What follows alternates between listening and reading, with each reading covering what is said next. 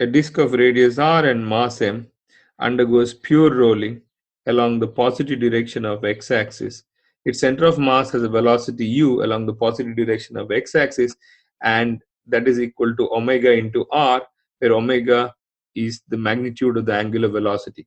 The angular velocity points into the plane of the disk.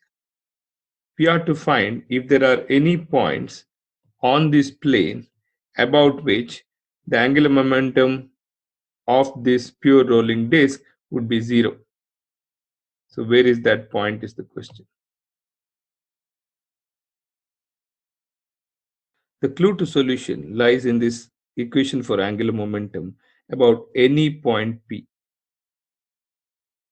Now the general motion of any object can be thought of as the translation of the center of mass and a rotation about center of mass. So each of them give one term in this angular momentum. About the center of mass is the moment of inertia about center of mass into the omega. The second term is where the center of mass is thought of as a point particle. So if that is the position of the center of mass from the point P, then the center of mass has a momentum in that direction. So the second term gives the angular momentum of center of mass about the point P. Put these two terms together and you will have the angular momentum about any point P. So use this to solve and find those points where the net angular momentum here could be equal to zero. Let's start by marking the axis. So the horizontal axis here is x-axis. That is the y-axis. It's the z-axis. So if you look at omega, is along the positive direction of y-axis.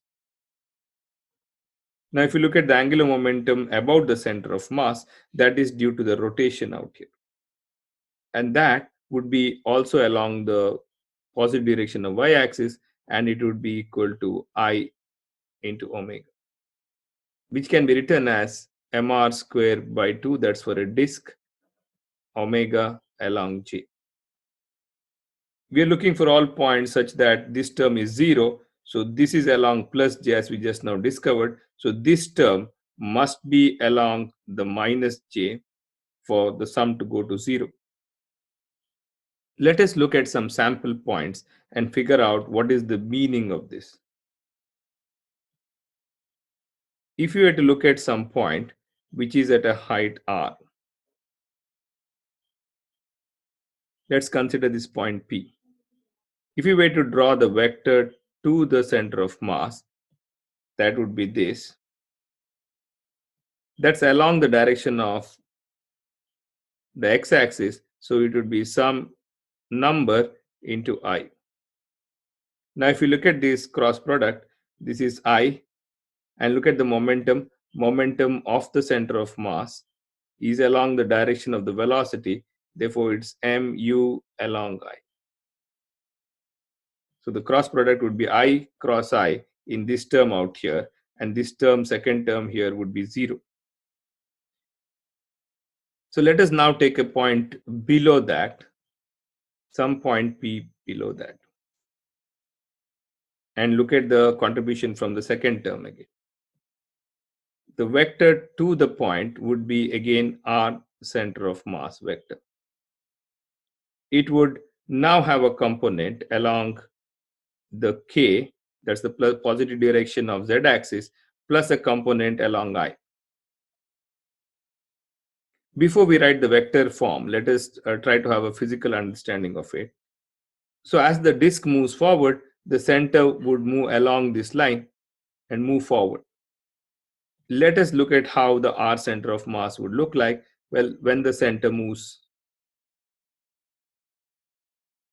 About the point P, the r vector seems to rotate, and it seems to rotate in the clockwise direction as that angle keeps changing. So the vector is out to here, then it's out to there, then it's out to here. So as it goes further and further away, the rotation of this seems to be in the clockwise direction. You could directly use the cross product out here and write it out, but a physical picture of it comes about by looking at the right hand rule. So if the fingers on your right hand are curled along the direction of rotation, then the thumb points in the direction of omega or L. If your fingers curl in this direction, then your right hand thumb points in, and therefore the angular momentum would also be in along plus J, which is not what you're looking for. What if you take a point above? Let's take a point above this at some height h. So that is the vector to the center of mass. So as the disk moves forward, this vector is going to go over there, then it's going to move, then it's going to move further. So as you can see, it is going to rotate in the anti-clockwise direction. Now if you curl the fingers along the direction of rotation, the thumb would point out of the screen, and therefore that is the direction in which we need it. The first term is anyway written out there, which is mr square by 2 into omega along j. Now let's look at the second term. We can directly do the cross product out here, or we can look at the perpendicular distance. This vector has a component along the downwards minus k and a component along I. The component along I cannot contribute because I cross I is 0. There is only this term that's going to contribute. So if we write that out, that is going to be h along minus k cross with m u along I. Now we need this to be equal to 0. You can also see that h is the perpendicular distance from the velocity. So you could write the second term directly. H is the perpendicular distance and the sense of rotation is anti-clockwise. So when the right hand thumb rule, you would know that the vector is out. Therefore, you should be able to write the second term. If you recollect the cross products, you might remember that minus k cross I is equal to minus j. So this can be rewritten as